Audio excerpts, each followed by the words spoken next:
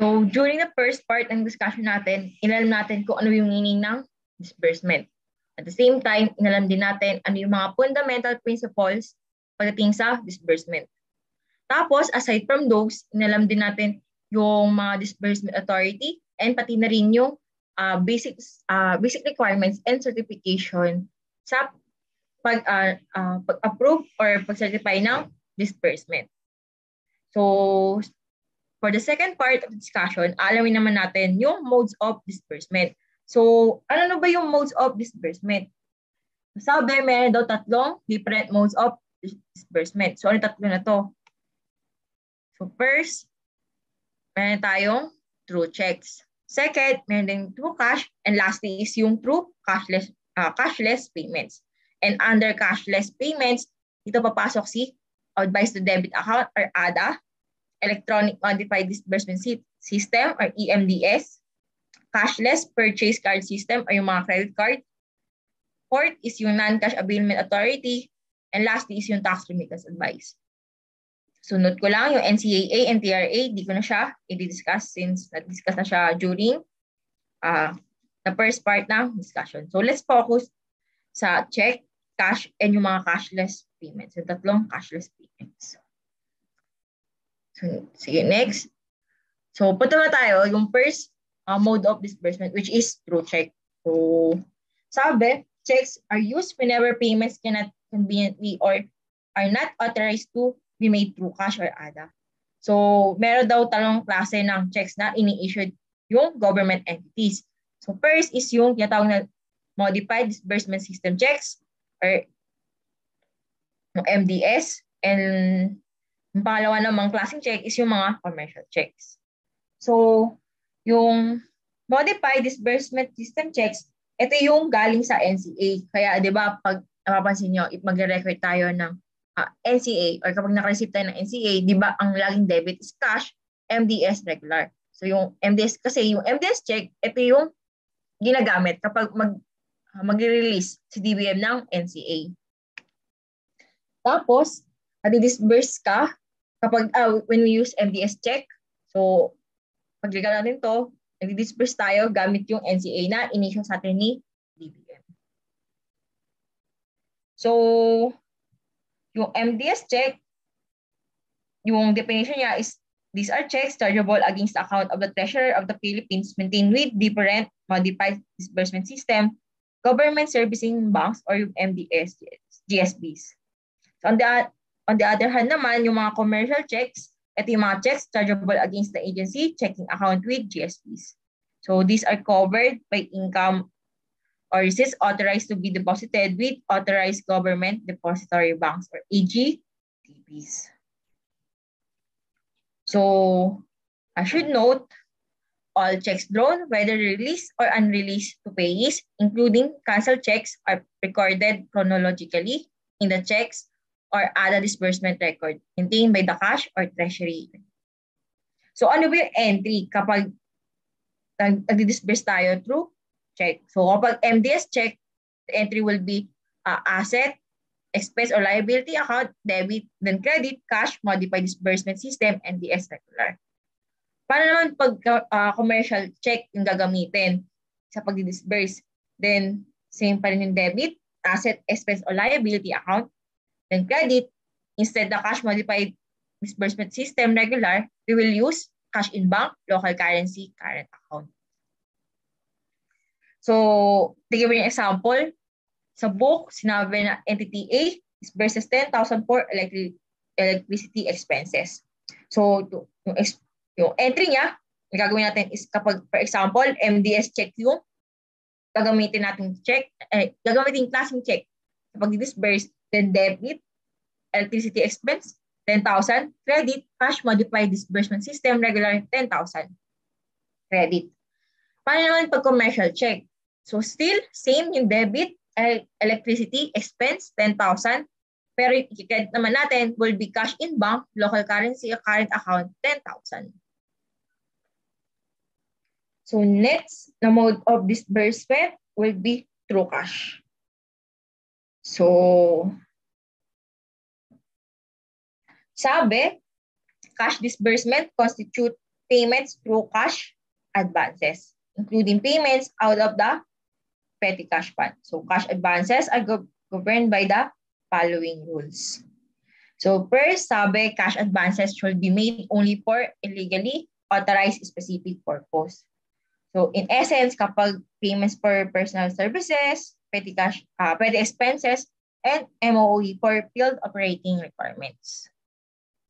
Next na guidelines will be cash advances other than advances for travel should be given only to duly appointed disbursing officer who must be properly funded. So, dito, yung mag-manage or yung hawak ng cash advances, dapat appointed at authorized na disbursing officer. Eh ma'am, paano po ba masasabi kung authorized si disbursing officer? So, malalaman natin siya na authorized siya yung authorized na disbursing officer if mayroong official order or office order na nagsasaad doon kasi ganito yung designated na disbursing officer. And syempre, yung official order na yon is kailangan sign siya or may signatory ng head of government agency. In addition, yung being disbursing officer, you are bonded. So meaning, magbabayad si head of government agency ng premium kay Bureau of Treasury na kung sakaling umalis yung disbursing officer at itakas yung pera, may masisingil siya kay BTR.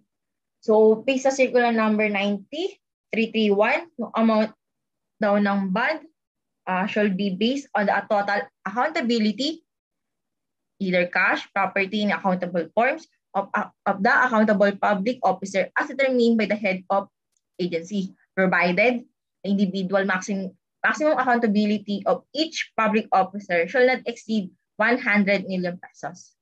However, the head of agency may assign to other public officers the excess accountability for which a separate fidelity bond should be secured.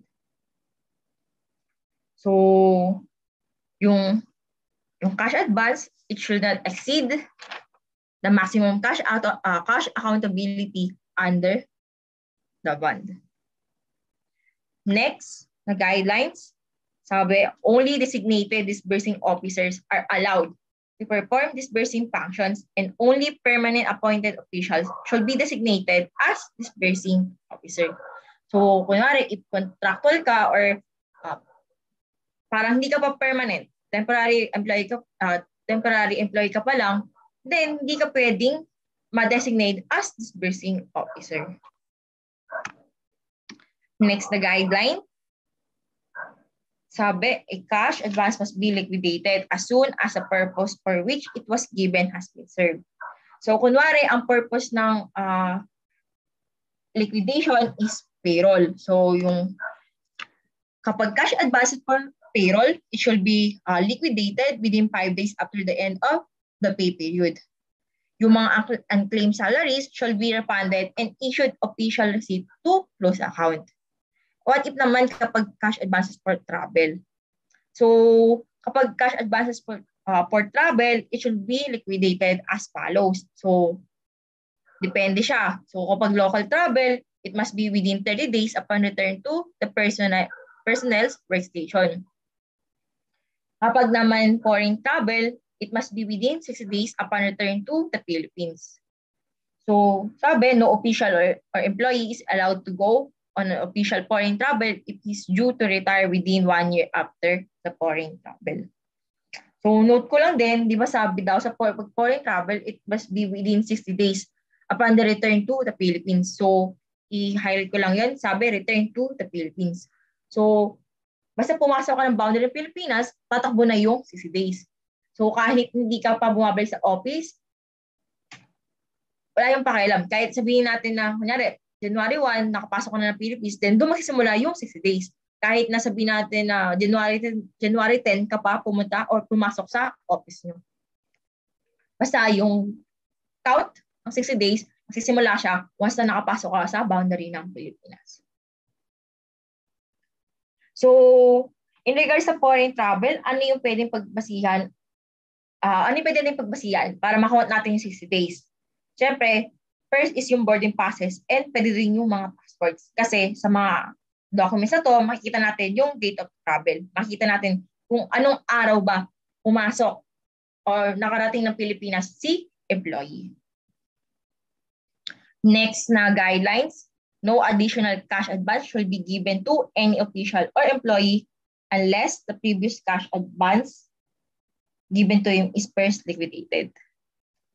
So, sabi, di tayo pwede magbigay sa any official or employee ng cash advance hanggat hindi nauubos o hindi naliliquidate lahat nung previous na cash advance na hawak niya. So once liquidated lahat, then doon pa lang magkakaroon ulit o magsiset ulit ng additional na cash advance. Next, the guideline, transfer of cash advance from one another to another is prohibited. So, kunwari, me as a disbursing officer, nag-resign ako, tapos di ako parang di ko pwedeng sabihin na tatabi ko na, uy, pasa ko na sa'yo yung pag-handle ng cash advance kasi last day ko na ngayon eh. So, di siya pwede. So, bawal yun. Di mo pwedeng basta i-transfer lang agad-agad yung cash advance na hawak mo.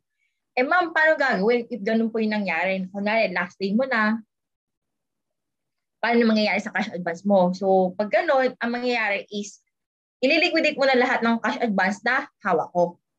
Tapos, mag-i-issue sila ng panibagong cash advance or mag-set up sila ng bagong cash advance na yun yung handle nun is yung bagong designated na disbursing officer. So, ganun yung way ng pag-transfer. Di siya basta dahil parang kahit di siya katulad na basta meron, parang kawad ko lang i-transfer kahit na hindi pa naliliquidate lahat ng cash advance na hawak ko. So, it must be i-liquidate ko muna lahat ng cash advance na hawak ko, then mag-i-issue ng bagong cash advance doon sa bagong disbursing officer. So last na guidelines is cash advance should not be used to encash checks or to liquidate previous cash advance. So, paano siya? Kunwari, may sinet na cash advance sa 20K for travel. Tapos 10K lang yung na-liquidate. So, di pwedeng next na mag-travel ulit, yung natirang 10K yung gagamitin. So, di ba, remember, do sa meron tayong sinagutan, di ba?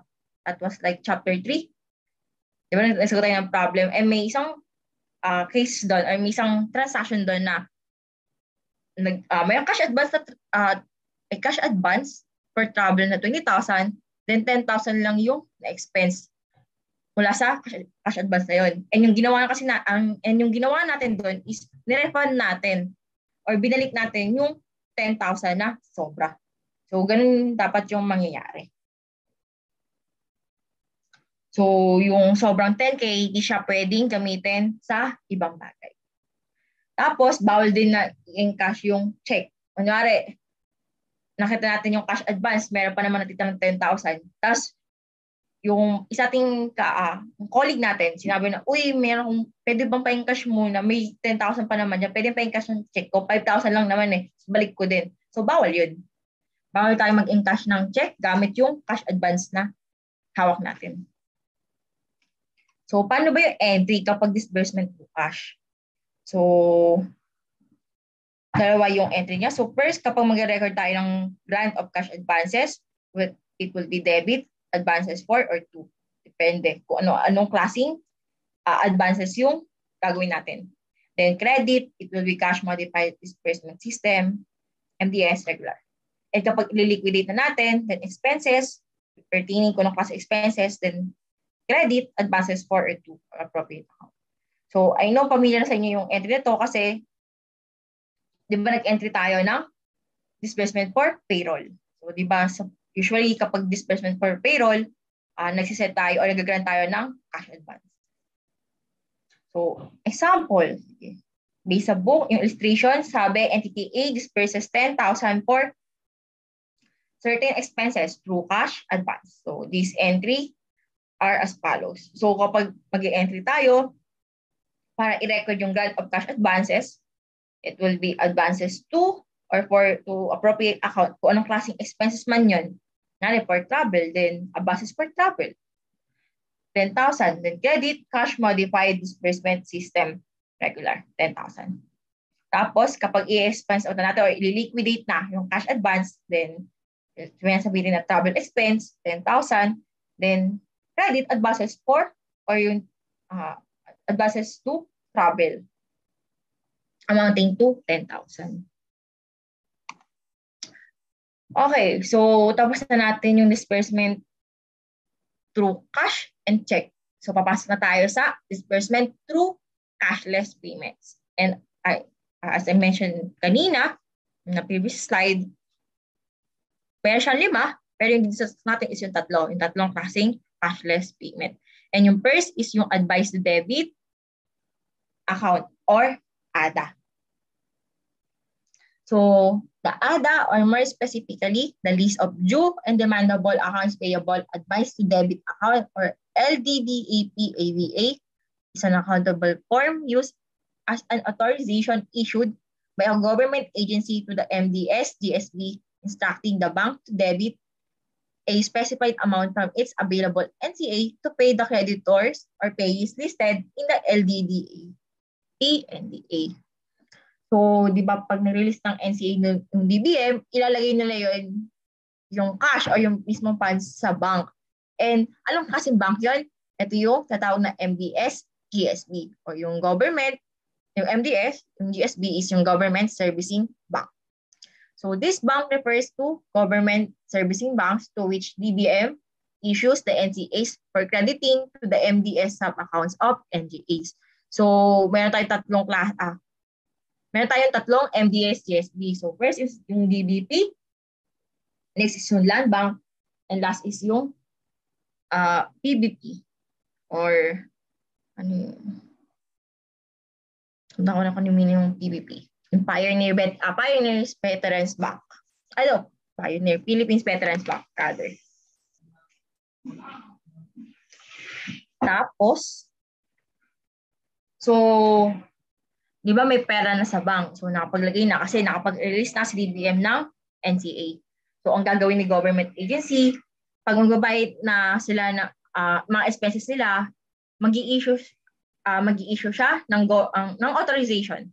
Mag-i-issue ng authorization si government agency. And sa authorization na yon, ini-instruct niya si GSB na i-auto-debit sa account nila yung expenditure o yung disbursement. Pero inote ko lang, applicable lang yung ADA sa mga creditors or payees listed sa LDDAP-ADA. So kapag yung creditor o yung payee is hindi siya nakalisted dun sa may LDDAP-ADA, then di mo pwedeng gamitin yung ADA. Tapos, sabi, ADA, first like a check. So, sabi, same lang naman sa check yung ADA. Pero ang difference lang nila is kapag kasi ADA, pwede siyang i-drone para bayaran yung different payees. Kasi di ba, pwede siyang various payees, pwede siyang i-drone. Or pwede siyang ibayad. Or pwede siyang gamitin sa different various payees as long as they all maintain accounts in the same bank where the ADA is drawn. So, kapag kasi di ba pag check, isang ano lang yun. Kanya, di ba sa check, nakalagay yung name na pertain, magbabayad ka sa SSS, then si SSS lang yung pwede mag-draw ng check na yun. So, siya lang, yung check na yun is pertaining lang sa isang payee. So, simply stated, an ADA is an authorization for a fund transfer, as I said before, between accounts to same bank, or a bank transfer between accounts with different banks from the issuing agencies and NCA account to the bank accounts of specified payees. So yung following expenditures should not be paid through ADA. So ano ba yung mga expenditures na hindi pwedeng bayaran through ADA? So first, payment of terminal leave and retirement gratuity benefits. Second, remittance of GSIS, PhilHealth, and Pag-ibig contributions. Third, payments to utility companies. And fourth is other payables which cannot be conveniently nor practicably paid using the ADA. So ano yung entry? Pag mag-disperse tayo through ADA, then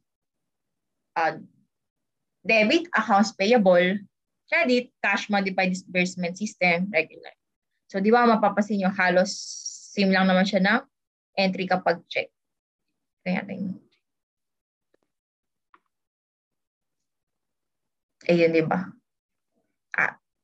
Except lang pag kasi MDS check, pwedeng asset or expenses yung naka-debit. So, ADA works like checks. So, example tayo. So, sabi, entity A pays 100,000 accounts payable through ADA. So, to recognize payment of payables to suppliers or contractors to ADA, it will be debited to accounts payable, 100,000, and credited cash, modified disbursement system, MDS regular, 100,000. So next, or P, disbursement through EMDS or electronic modified disbursement system. So like ADA, except the disbursements are made directly from the accounts of the BDR that are maintained with the Land Bank of the Philippines. So same lang naman yung EMDS, same lang naman siya sa ADA. Pero sa ADA kasi, yung account mo na pinaglalagay mo ng NCA, yung dinedebit. Pero pagdating sa EMDS, yung account na mismo ni Treasury yung dinedebit. And highlight ko lang, di lahat ng transactions pwedeng paggamitan ng EMDS. So, pili lang yung mga transactions o yung mga disbursement na pwedeng nating bayaran through EMDS. Next, yung last na cashless payment is disbursement through cashless purchase card system or yung CPC. So disbursement under CPC system are made through the use of an electronic card such as credit cards. And yung authorized na credit card natin is si Citibank. So same as cash advances, may guidelines din naman na gamitin pagdating sa CPC. So ano yung mga guidelines na to? So first, sabi, CPC purchases shall be only for specific eligible items and only with specific merchants.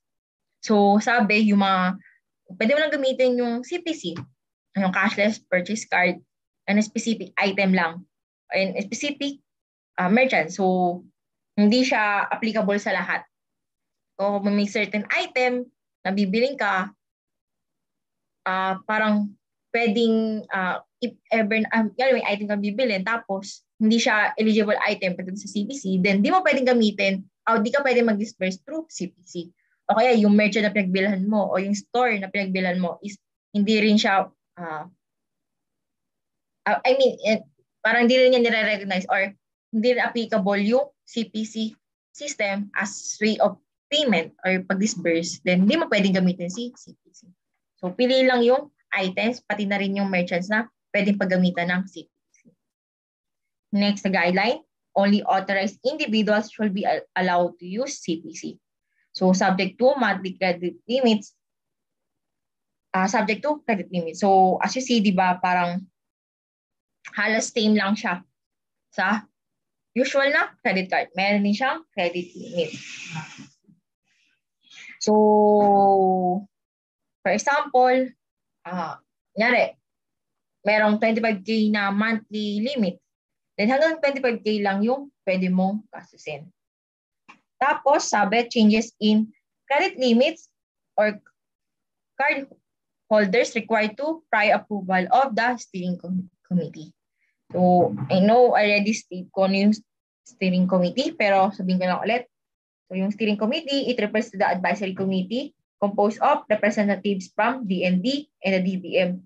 It shall provide the guidance on key issues such as policy and objectives, control, procedures, individual card limits, individuals authorized to use the cards, amendments, and decisions involving large expenditures. So, next na guidelines. Agency officials who approve the CPC are jointly accountable with the card holders. So yung steering committee na nag-approve sa CPC, jointly accountable sila once na ginamit yung funds illegally. So why? Bakit parang jointly accountable din si steering committee? Kasi di man agad na monitor yung credit card o yung kapag nag-disburse through CPC system. unlike pag nag-issue ka ng check, specific like bago ma-issue or matapos yung disbursement voucher, nakatouch na doon lahat ng documents. Pero pag sa CPC, malalaman mo lang na may binili o makikita mo lang kung yung mga binili, yung mga ginastos kapag dumating na yung billing statement. So, ganito kasi concept ng credit card. So, di ba, credit limit ka, kung sabihin natin 25K, 25,000 yung credit limit mo, yung monthly limit. Tapos, meron yung cut-off date. So, sabihin natin every 5th of the month. So, sabi every 5th of the month, dun i-release yung billing mo o yung billing statement. So, lahat ng nagastos ko during January, mag-accumulate yun. Tapos, on the 5th day of February, darating yung billing statement. And sa billing statement na yun, nakalagay dun yung total amount ng lahat ng nagastos ko nung January. So, di ba, pag dito, kapag kasi using CPC, parang hindi siya real time. Di mo ma-check real time yung mga disbursement na o yung mga disbursement o yung mga transactions na pinaggastusan. So malalaman mo lang siya once dumating yung billing statement mo. So usually, parang ano pa yun, after a month, di ba? Usually nga sa credit card, parang 5th day of the subsequent month, doon pa lang lumalabas or doon pa lang binibigay yung billing statement. So, syempre, pag ganun, doon mo pala makikita na, wait, but meron disbursement, but parang nagkaroon tayo ng expenditure regarding this one. Eh, hindi naman siya nakasaad sa budget natin. So, di ba? Doon pa lang nila ma-check kung valid ba yung naging transaction. That's why kapag ginamit illegally yung CPC, then jointly accountable din yung steering committee. Kasi sila yung nag-approve nung kung sino yung card holder. Next, na guideline, CPC system should comply to and shall not in any way change existing disbursement policies and procedures prescribed under the law. So yung CPC system, still it must comply to existing disbursement policies, procedures na nakaprescribe under the law. So same lang naman siya kung ano yung law pagdating sa mag-disburse, then it also applicable sa CPC system. Next, the guideline, the amount covered by the CPC should form part of the cash advance levels of the participating agencies. So sabi, CPC shall not be used to justify the increase in cash advance levels of participating agencies. Next, the guideline.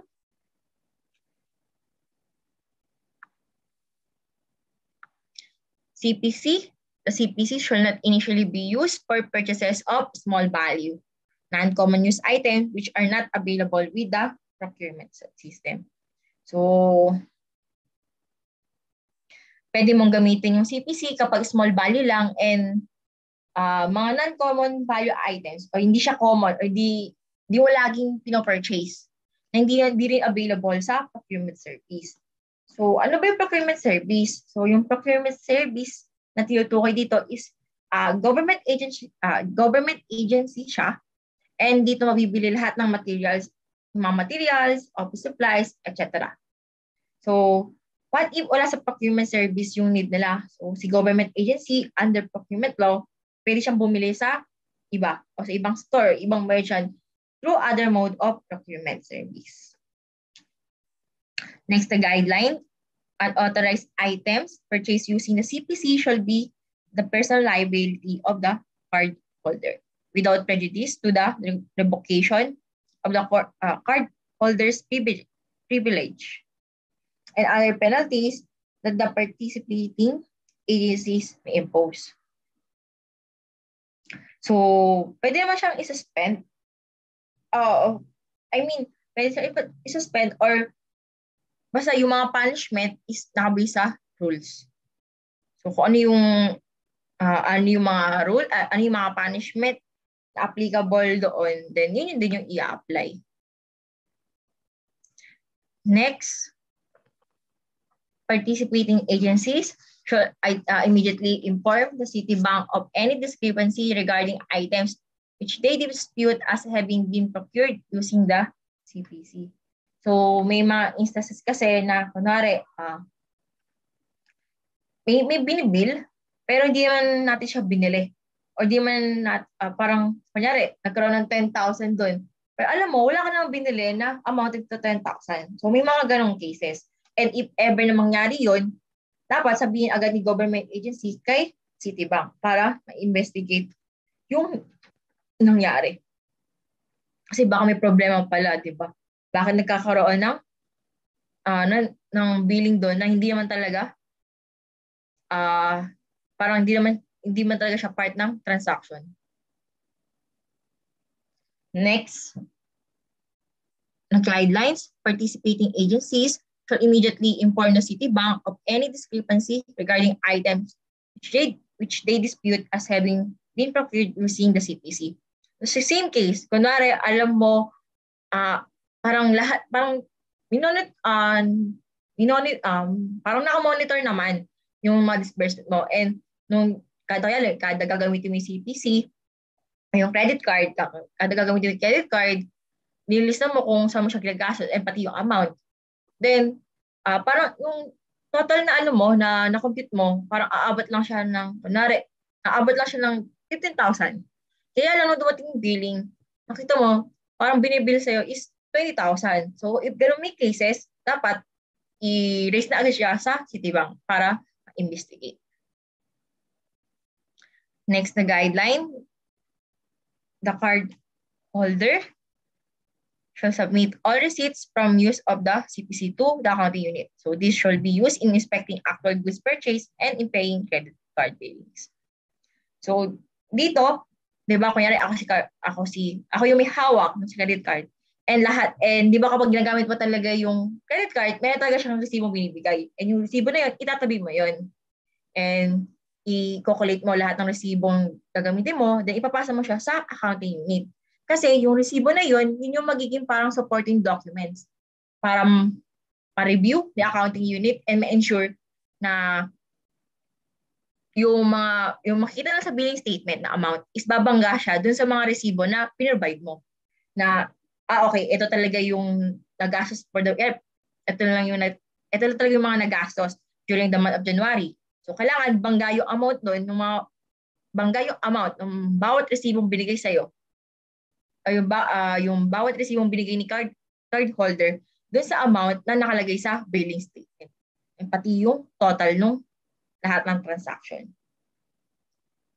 The next guideline, the accounting unit shall check if the procured items are those allowed by law to be purchased using the CPC and compare the charge slips with the amounts in the billing statement. So, di ba nga sabi nga kanina, yung unang guidelines, CPC purchases should be only for specific eligible items.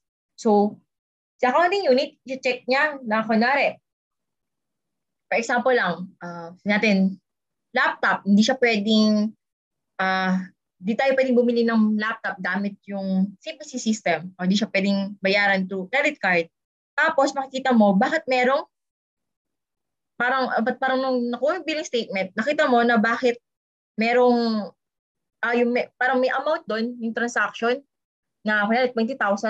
So nakita mo, pertain siya sa laptop. Eh, di ba, hindi naman pwede, o hindi eligible item, or hindi pwedeng bilhin gamit yung credit card, yung laptop. So, pag ganun, parang i-disallow. Kasi hindi man talaga siya dapat pwedeng gamitin through, di siya pwedeng bayaran through CPC system. And last na guidelines, in case the CPC is lost or stolen, the card holder shall immediately notify the program administrator and the Citibank. So si program administrator, either parang sinabihan siya na nawala or nanakaw yung credit card, parang i-check niya or i-determine niya whether the card holder was negligent and whether the card holder's privileges should be reinstated or permanently suspended. So, si program administrator, parang magkakonduct siya ng investigation. Not totally investigation, pero i-check niya muna. Kasi baka naman negligency card holder kaya siya nawala. So, syempre, if nawala niya yon or nanakaw yun, yung card, yung credit card, eh may kasalanan talaga si card holder kung bakit nawala yun or nanakaw yun. Then, permanently suspended siya sa paggamit ng credit card. And if hindi naman siya negligent and tagang nakita na parang di talaga sinasadya na nawala, ganon, then i-reinstate yung privileges ng card holder. And pwede niyang gamitin yung credit card ulit. So the card holder should be liable for any CPC charges during the period the card was lost or stolen. So kunyari ako si card holder, tapos nawala ko yung credit card. Tapos parang sinabi ko sa program administrator and Citibank. And parang after 3 days, parang after 3 days, sabihin yung period is from January 1 to January 15. Parang January 15, doon pa lang natapos yung pag-determine o yung pag-determine ni program administrator kung negligent ba ako or hindi. Pero dumating yung billing statement, nakita nila na on January 7, merong disbursement na nangyari through na ginamit yung credit card. So parang nakita nila na parang may ginastos using this, may gumamit using this account, using this card. Parang may gumastos or may gumamit ng card na yon. Kasi nagkaroon ng nakita siya sa billing statement na mayroon kang transaction during those dates. So pag gano'n, ang liable si card holder. Kasi nga, siya naman talaga yung may responsible doon sa credit card and siya yung nakawala. So lahat ng transactions, lahat ng disbursement na mag-a-arise during those period na nawala niya, ang liable is si card holder. So ano yung entry kapag mag-disburse tayo to ADA? Then kapag magre-recognize ng office supplies to CPC, then debit, office supplies inventory, credit, accounts payable. And kapag isa-settle na yung CPC billing statement, then syempre, extinguish natin yung accounts payable. So debit, accounts payable, credit, cash, MDS, system, regular. MDS, regular. So, example, kunyari si entity A purchases office supplies for 10,000 through CPC. So, ang entry niya will be kapag magre-recognize tayo ng office supplies to CPC, then accounts supplies inventory, 10,000, credit, accounts payable, 10,000. And kapag isa-settle na, kunyari dumating na yung billing statement, then isa-settle na natin siya. Then debit, accounts payable, 10,000, credit, cash, MDS, regular, 10,000. So, next. Papasok na tayo sa accounting for disallowances and overpayment. So, sabi, disallowances, it refers to expenditures made by an agency that are subsequently invalidated or disallowed by the COA because they are found to be irregular, unnecessary, excessive, extravagant, or unconscionable. So these allowances are recorded in the books of accounts only when they become final and executory. So, di ba, always remember, i-record lang natin yung disallowance kapag siya ay final and executory. Ma'am, kailan po ba mami malalaman if final and executory na yung disallowance? So, magiging final na siya and executory kapag meron ng finality ng decision with meron ng penalty and decision na manggagaling sa COA. So, merong 4 types or meron tayong apat.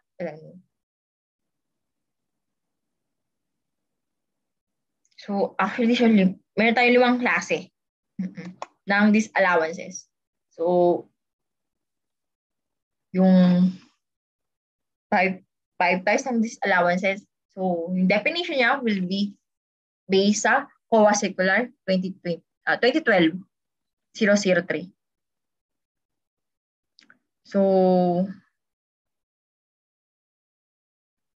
Based nga sa COA Circular 2012-003, tinipay nila yung irregular expenditure as it signifies an expenditure incurred without adhering to established rules, regulations, procedural guidelines, policies, principles, or practices that have gained recognition in laws. So, irregular expenditures are incurred if funds are disbursed without conforming with prescribed usages and rules of discipline. Also, there is no observance of an established pattern, course, mode of action, behavior, or conduct in the incurrence of an irregular expenditure. So sabi, a transaction conducted in a manner that deviates or departs from or which does not comply with standards set is deemed irregular. So a transaction which fails to follow or violates appropriate rules or procedure is likewise irregular. To summarize, kapag yung transaction or yung disbursement is hindi siya naka-align sa law o kaya parang kinocontradict niya yung nakasaad sa law, then it will be considered as irregular. So ano ba example ng irregular na disbursement? So dito, yung example ng irregular will be payment of salaries and wages wherein the signatures in the logbook vary with the signatures of the workers in the payroll. And yung parang nilalabag niya na rule or regulation is yung COA Decision Number 2008-083 dated September 11, 2008. Tapos, add ko lang, makikita niyo, di ba may isa pang example. So itong pork contracts entered into containing provisions that substantially depart from the draft agreement included in the bid documents. So actually, ito example na to is an example of illegal disbursement. So ma'am, ano po ba difference ng irregular or illegal? Ang difference ng irregular sa illegal? So actually, halos same lang sila kasi ang pinaka-concept niya is kapag may nilabag na rules or regulations or law, then it will be considered either irregular or illegal.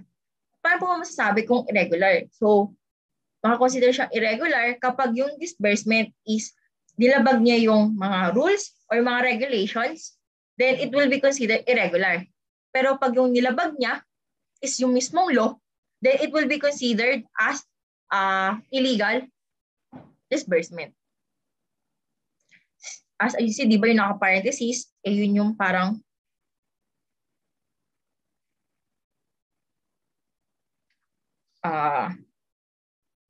ito yung term. Basta kapag yung law, yung nilalabag, or yung kapag law na yung nalabag nung disbursement, then it will be considered na as illegal disbursement. So next type is yung unnecessary. So definition ng unnecessary, it pertains to expenditures which could not pass the test of prudence or the diligence of a good father of a family, thereby denoting non-responsiveness to the exigencies of the service.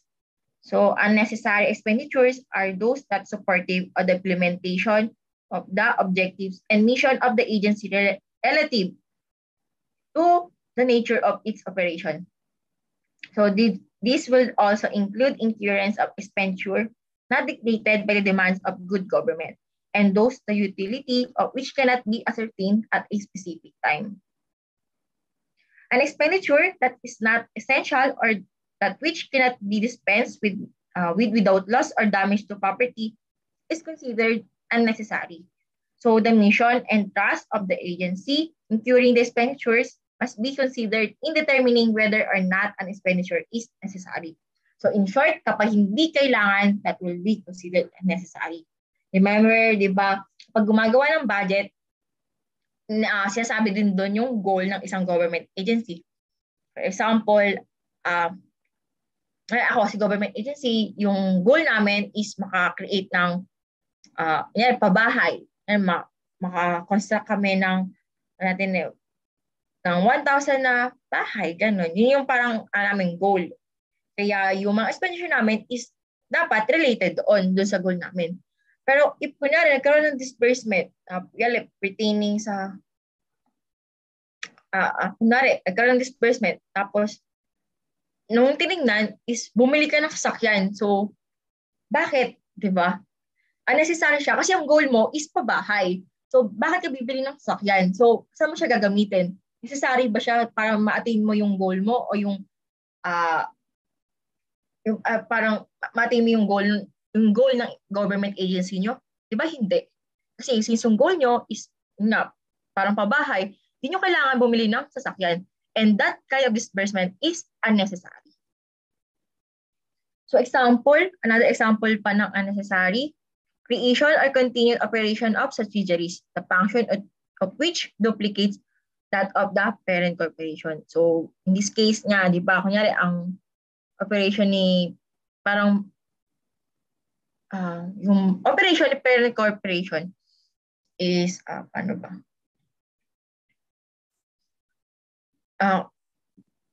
Ganito lang, wait. Parang si parent corporation, nagkaroon siya ng subsidiary. And yung operation ng subsidiary, same lang naman sa operation ni parent corporation. Niya si parent corporation, for example lang, kunyari, ang focus nila is, for example, si parent corporation, tapos ang ano siya is, nakapokus sila sa paggawa ng bahay. Tapos, yan, ibang subsidiaries niya is nakapokus sa ibang operations. Pero meron siyang isang operation, meron siyang isang subsidiary na operation niya is same lang sa operation ng parent corporation. As in, same na same. Same yung objectives, same yung operations. Then, yung pag-create ng subsidiary na yon will be unnecessary. Kasi, bakit kapag gumawa ng, bakit ka nag-create ng subsidiary na yon, parang same lang sila ng function. So, bakit hindi na lang si parent corporation yung gumawa ng ganitong transaction? Since same lang naman sila ng function and same lang din sila ng operation. So, next na type of disallowances is excessive. So, yung definition ng excessive is that it signifies unreasonable expense or expenses incurred at an immoderate quantity and is exorbitant price. So it also includes expenses which exceed what is usual or proper, as well as expenses which are unreasonably high and beyond just measure or amount. So they also include expenses in excess of reasonable limits. So kapag excessive, ibig sabihin mahal. So di lang siya basta mahal, ibig sabihin pwede ring marami in quantity. Kunwari, sa office nyo, sa government agency, meron lang silang 5 staff. Tapos bumili silang laptop, 20. So, di ba, that will be considered as excessive. So, bakit mo kailangan bumili ng 20 laptop? Liliman lang pala kayong staff dun sa office nyo. So, saan gagamitin yung 15? Di ba? So, that will be considered as excessive. And that kind of disbursement will be disallowed. Tapos, pwede rin pwede rin siyang overpricing or kunyari ganito, di ba, simple rin, laptop, kunyari, kailangan ng laptop yung mga staff mo. And parang, kunyari, ang pagkagamitin nila is Excel kasi parang doon sila nagre-record, parang doon nila ini-encode, ini-input yung mga transactions, mga ganon. Tapos, parang pwede ka naman bumili ng, kunyari, mga klaseng laptop, HP or Dell. Pwede naman ganun. Pero napansin mo, yung pinili ng government agency is MacBook. So, parang di ba, that will be considered as excessive. So, bakit MacBook pa? Pati na lang yung mga HP or Dell na mas mura kaysa MacBook. Pero, same lang din yung function na magagawa. Since, yan lang naman parang gagamitin lang siya para makapag-record. Gagamitin mo lang mismo Excel lang. Excel lang gagamitin, di ba? So, parang, hindi na kailangan na bumili ka ng MacBook kung pwede namang magagawa mo naman na yung trabaho using HP or mga Dell na laptop. So another example, overpricing of purchases characterized by grossly exaggerated or inflated quotations in excess of the current and prevailing market price by 10% variance from the purchase item. Next na disallowance, type ng disallowance is extravagant. So extravagant, it signifies those incurred without restraint, judiciousness, and economy. So extravagant expenditures exceed the bounds of propriety. These expenditures are immoderate, prodigal, lavish, serious, grossly excessive, and injudicious. So example nga nun is purchase of wines, liquors, cigars, and cigarettes, except when served during state functions and government-sponsored international conferences and conventions. So parang extravagant, masyadong lavish or luxurious. Parang ang dami bang, parang hindi siya necessary. Paano ba?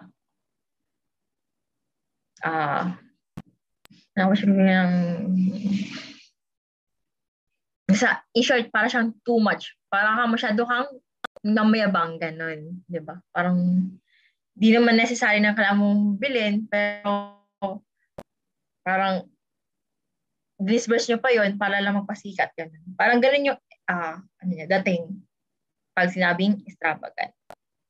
Last na type of disallowances is unconscionable. So it is defined or it pertains to expenditures which are unreasonable and immoderate. So, and which no man in his right sense will make, nor appear fair and honest man will accept as reasonable, and those incurred in violation of ethical and moral standards.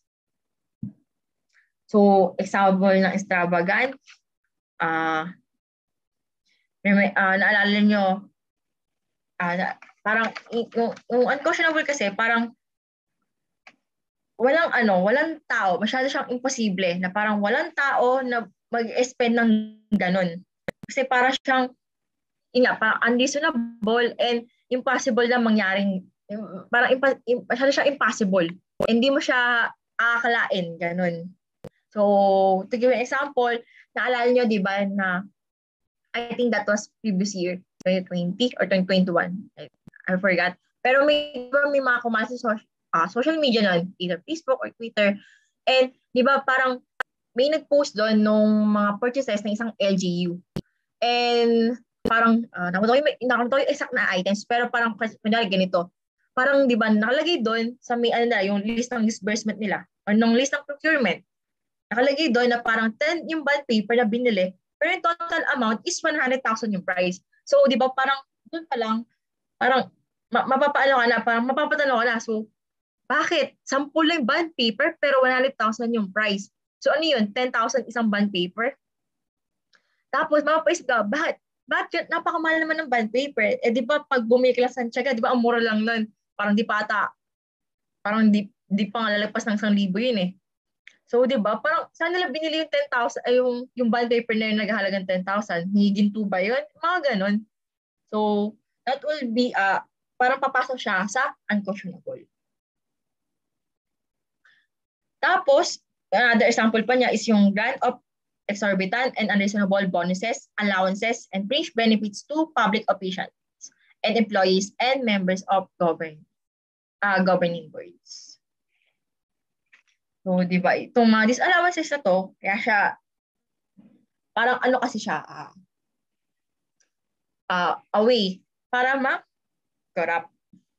That's why, kina-check talaga ng COA kung yung disbursement is necessary talaga or valid. So, if ever na kunwari si COA habang ino-audit niya yung mga government agencies and meron siyang nakita na parang expenditure na tingin niya dapat i-disallow or disbursement na considered as disallowances. So, pag ganun ba, disallowed na agad? The answer is no. Why? Kasi nga, di ba meron tayong due process. And in due process, yung pinaka-process niya, it will be based on the COA Circular 2009-006. So, pag may nakitang disallowance, si COA, ang gagawin niya is mag-release muna siya ng notice of suspension. Tapos, after niya mag-release ng notice of suspension, mag-release na rin siya ng notice of disallowance. So pagkabigyan ni COA nun sa government agency, bibigyan nila ng chance or ng right na ma-appeal si government agency involved para i-explain at justify yung ginastos nila. So kunwari nga, eto, yung last example, yung grant of exorbitant and unreasonable bonuses, allowances, and fringe benefits. So tatag siya as disallowance si COA. So bibigyan naman nila ng right si government agency na bakit po ganitong kalaki, parang ganito po, parang unreasonable naman yung amount ng mga bonuses or allowances na binibigyan niya sa mga public officials. So ano yung reason? Bakit ganito yung presyo? Bakit ganito yung amount ng mga bonuses? Parang, parang di siya unreasonable. So, mga ganun. And kailangan, ma-justify yun ni government agency. So, what if, okay na, nasasabi na, parang tinry i-justify ni government agency. And para kay COA, hindi siya justifiable. So, hindi niya inaccept yung appeal. Kapag hindi niya inaccept yung appeal, magkakaroon na ng answer to appeal si COA. And mag-due yun from 20 days. Bakit 20 days? Kasi yung within 5 days, within 5 calendar days from receipt of the appeal memorandum, yung director shall order the auditor to file this answer. So copy furnished to the appellant and to submit the entire records of the case, including the excerpt of documents and summary of events, duly numbered at the bottom of each page. Tapos, yung si director, parang si auditor shall comply with the order of the director within the 15 calendar days naman from the receipt thereof.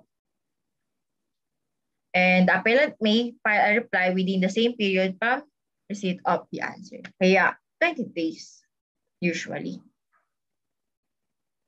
Tapos, nag-due na, tapos na yung 20 days. So, magiging final na yung disallowance. And once final na, mag-i-issue na ng notice of finality and decision si COA. Then after ma-issue yung notice of finality and decision, pwede na nilang singilin yung government agency sa mga disallowances na yun. So, may 6 months sila to settle the disallowances.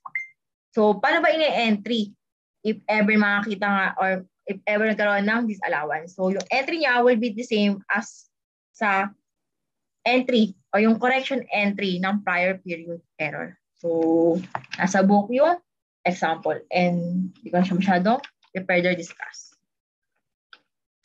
Last is yung overpayment.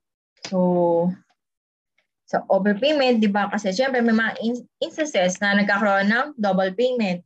Ganon. So, para maiwasan yon, dapat merong proper controls.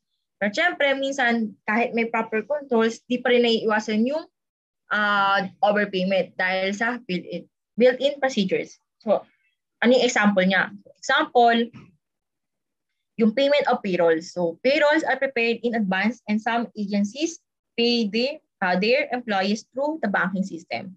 So, all these are done before reports of attendance are submitted, making it impossible to know the exact amount to be paid in case there are absences without pay during the paid periods. So, in case of overpayments, kapag nagkaroon ng overpayments, kunyari nga, nagkaroon ng overpayments, so yung overpayments, kailangan siyang i-refund ni employee in concern. So, for example, kunyari ako si employee, tapos sabihin natin, sumweldo ako. For example, sumweldo ako ng 10,000. Tapos, parang nagulat ako, yung pumasok sa akin is 20,000. So, sabihin, nagkaroon ng overpayment, sumobra. Parang na-doble, gano'n. Or basta sumobra yung payment na dapat 10,000 lang, pero 20,000 yung 10,000 lang dapat ibibigay sa akin, pero 20,000 yung natanggap ko. So, pag gano'n, kailangan ko lang i-refund yung 10,000. And para i-record tong overpayment, same lang siya ng entry sa kung paano ini-entry yung disallowance. So, dahil yung disallowance, same lang din siya sa correction entry ng prior period error, then yung pag magre-record tayo ng overpayment, as if ano din siya, correction ng prior period error. And that ends our discussion about Chapter 5 disbursements.